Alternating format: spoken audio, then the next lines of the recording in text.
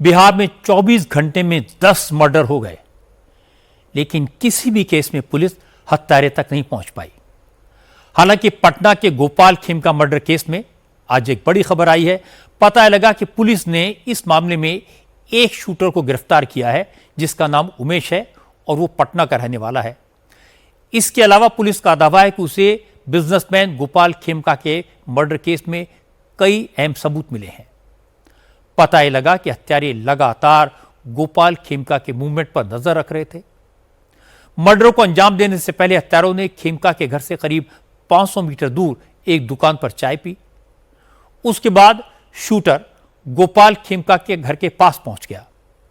एक informer Bankipur club पहुंचा और दूसरा घर के 500 मीटर दूर बिस्कोमान भवन के आसपास था। जैसे ही खेमका अपने ऑफिस से निकले, पहले इन्फॉर्मर ने दूसरे को जानकारी दी। इसके बाद जब गोपाल खेमका घर पहुंचने वाले थे तो दूसरे इन्फॉर्मर ने शूटर को अलर्ट किया। घर के गेट पर पहुंचते ही शूटर ने गोपाल खेमका को गोली मार दी और जेपी गोलंबर से बिस्कोमान होते हुए जेपी गंगा पथ के रास्ते शूटर सोनपुर की तरफ भाग गया। पुलिस ने सभी रूटों के सीसीटीवी फुटेज की जांच की है। पुलिस ने इस मामले में पटना के फतुहा के अलावा हाजीपुर, सोनपुर से लेकर छपरा तक छापेमारी की। पुलिस को विजय नाम के शूटर पर शक है। विजय पर पटना के बुद्धा कॉलोनी थाने में हत्या का केस दर्ज है। इस केस में भी विजय फिलहाल फरार है। पुलिस का दावा है कि शूटर की पहचान कर ली गई है। पुलिस ने करीब 1 दर्जन लोगों को हिरासत में लिया है, उनसे पूछताछ की जा रही है। इन लोगों में रोशन कुमार नाम का एक व्यक्ति भी है, जो कल खेमका की शव यात्रा में फूलमाला लेकर आया था। बिहार के डीजीपी विनय कुमार ने कहा, पुलिस और एसटीएफ इस मामले की बारीकी से जांच कर रही है। मुख्यमंत्री नीतीश कुमार खुद इस केस को मॉनिटर कर रहे हैं। जो भी गुनहगार होंगे वो जल्द ही पकड़े जाएंगे। देखिए, इसमें पटना पुलिस की टीम, एसटीएफ की टीम काफी कारगर ढंग से सभी पहलुओं पर अनुसंधान कर रही है और जल्द ही इसमें हम लोग तार्किक परिणति तक पहुंच पाएंगे। कल भी मैंने काफी देर तक एसटीएफ में जाकर के अनुसंधान की समीक्षा की है पटना पुलिस और एसटीएफ के साथ। एडिशनल डीजी ऑपरेशंस भी मेरे साथ थे, तो अनुसंधान की पूरी समीक्षा की गई है। इसमें काफी सारी प्रगति हुई है, लेकिन अभी ये साझा नहीं किया जा सकता है प्रेस से। लेकिन हम उम्मीद कर रहे हैं कि जल्द ही इस कांड का उद्भेदन होगा और अपराध कर्मियों के विरुद्ध कारगर कार्रवाई की जाएगी। आज बिहार सरकार के मंत्री संजय सरावगी गोपाल खेमका के घर पहुंचे, उनके परिवार वालों से मिले। इसके बाद संजय सरावगी ने कहा, पहले गोपाल खेमका के बेटे गुंजन की हत्या हुई, फिर गोपाल खेमका का मर्डर हुआ। खेमका परिवार के 2 अन्य लोगों पर जानलेवा हमला हो चुका है। ये चिंता की बात है। संजय सरावगी ने कहा, जिन लोगों ने इस वारदात को अंजाम दिया है उनका तो एनकाउंटर होना चाहिए। पुलिस ढूंढ रही है सुराग और बहुत हद तक हम लोग को लगता है कि अपराधी तक पहुंचने के कगार पर है।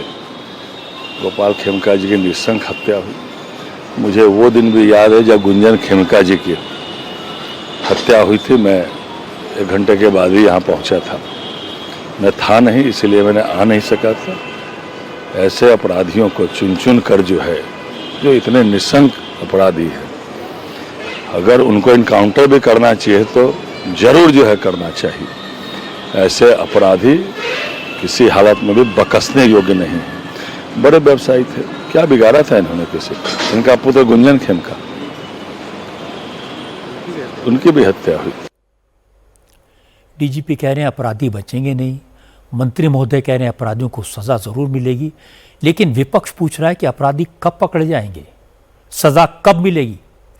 तेजस्वी यादव तो पिछले 2 महीने से बिहार में बढ़ते अपराध को मुद्दा बना रहे हैं।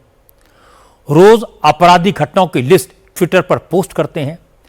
आज तेजस्वी ने लिखा, पटना में हत्या, नालंदा में डबल मर्डर, अपराधी मस्त, पुलिस पस्त, मुख्यमंत्री अचेत, अधिकारी जड़ और व्यवस्था निर्जीव। कहीं कोई किसी की सुनने वाला नहीं है। तेजस्वी ने कहा कि जो लोग जंगल राज के गीत गाते थे, अब उनकी जुबान बंद है। बिहार में राक्षस राज आ गया है और नीतीश कुमार चुप हैं। उनके मुंह से एक शब्द नहीं निकल रहा। देखिए, अपराधी बेलगाम हो चुके हैं। नीतीश कुमार जी ने अपनी नैतिकता को बेच दिया है और अपराधियों ने जो है इनकी नैतिकता को खरीद लिया है। इसलिए सत्ता में बैठे लोग जो हैं, अब तक मुख्यमंत्री जी सामने आकर के एक शब्द भी बिहार में बढ़ते अपराध के बारे में आज तक एक शब्द नहीं कहा कि मौजूदा 20 साल में इतना अपराध बढ़ा है, क्या हो रहा है। ये पूरी तरीके से बिहार में राक्षस राज आ गया है। आखिर क्या हो रहा है? एक घटना होती है थाना बगल में, 2 मिनट में पैदल चल के आ जाए, लेकिन 2 घंटे लेट आई खेमका जी का, और अब तक हत्यारे नहीं पकड़े। हमारे गोली चली, क्या हुआ? अभी जो है नालंदा में ट्रिपल मर्डर हो गया, डबल मर्डर हो गया, सिवान में ट्रिपल मर्डर हो गया। आपका डीएवी स्कूल के बाहर सगुना मोड़ के जस्ट चंद दूरी पर जो है गोली मार दिया जाता है। मुख्यमंत्री आवास के बाहर कभी गोली चल रहा है, कभी आपका विश्वेश्वरैया भवन के सामने गोली चल रही है, और अपराधी जो है नहीं पकड़े जा रहे। तेजस्वी यादव को बिहार के deputy chief minister Vijay Sinha ने जवाब दिया। विजय सिन्हा ने कहा कि जिन्होंने बिहार को जंगल राज दिया वो नीतीश कुमार पर सवाल न उठाएं। आप बता दें कि सरकार कुछ नहीं कर रही है, तो बालू माफिया जो नरसंहार कराता था, 1000 राउंड गोली चलती थी, दर्जनों लोग को बालू में गड़ देता था। राजद से तो जुड़े लोग ज्यादातर थे। आज बालू माफिया शांत हुआ कि नहीं? सरकार पूरी सजगता से मुख्यमंत्री जी संज्ञान में लिए हैं। आज प्रेस मीडिया में क्या चल रहा है, किसके साथ? जो अपराधी है गोपाल खेमका जी के घटना में, उनके पुत्र के घटना में वर्मा का नाम आता है, किसके साथ फोटो है? नेता प्रतिपक्ष हिम्मत है बिहार में अपराध खत्म करने का, तो अपराधी माफिया और भ्रष्टाचारी को टिकट देना बंद करिए। 2 बार गलती से सत्ता में घुस गए और बिहार में फिर अपराधी को महामारी में बदलने का खेल खेले हैं। हम लोग उस महामारी को बीमारी से भी मुक्त करेंगे। क्योंकि तेजस्वी यादव ने सीधे मुख्यमंत्री नीतीश कुमार पर निशाना साधा, उनकी सरकार पर सवाल उठाया, इसलिए जेडीयू के प्रवक्ता राजीव रंजन ने उन्हें जवाब दिया। राजीव रंजन ने कहा, आपराधिक घटनाएं तो कहीं भी हो सकती हैं, लेकिन जिस तरह बिहार की पुलिस ने इसे चुनौती की तरह लिया, उससे साफ है कि अपराधियों को पाताल से भी खोज कर निकाला जाएगा और उन्हें सजा दिलाई जाएगी। देश में आपराधिक घटनाएं कभी भी कहीं भी हो सकती हैं। निसंदेह उसके बाद पुलिस की जिम्मेदारी क्या है, ये ज्यादा अहम है, और हर घटना को पुलिस मुख्यालय ने एक चुनौती के तौर पर लिया है। ताजा घटना को लेकर के विपक्ष का जो शोर शराबा और कोहराम है, मर्माहत हम भी हैं, लेकिन हमारी जिम्मेदारी अपराधियों को पाताल से भी ढूंढकर उनके खिलाफ कार्रवाई सुनिश्चित करने की है, और निसंदेह बिहार पुलिस इस कार्य को अवश्य पूरा करेगी। बीजेपी और जेडीयू के नेता सरकार का बचाव करने की कोशिश कर रहे हैं, लेकिन एनडीए के सहयोगी चिराग पासवान इस इशू पर नीतीश कुमार की टेंशन बढ़ाने में लगे हैं। आज चिराग पासवान ने रुख बदला। उन्होंने एक पब्लिक मीटिंग में कहा, बिहार में अपराध चरम पर हैं, होम मिनिस्ट्री मुख्यमंत्री नीतीश कुमार के पास है, इसलिए नीतीश कुमार से सवाल तो पूछे जाएंगे। लॉ एंड ऑर्डर जिस तरीके से ध्वस्त हुआ है, और मैं सिर्फ एक व्यापारी की हत्या को लेकर ही नहीं बोल रहा हूं, ये तो चिंता का विषय ही है, क्योंकि एक ऐसी जगह पर यह घटना घटी है खुलेआम, जो पटना का एक पॉश इलाका है, 100 मीटर की दूरी पर वहां पे थाना है, अधिकारियों के घर है वहां पर। अगर यहाँ पे ऐसी घटना घट रही है तो सोचिए गांव देहात में क्या हो रहा होगा। अगर बिहार में एक भी हत्या होती है तो सरकार और प्रशासन के लिए ये चिंता का विषय होना चाहिए।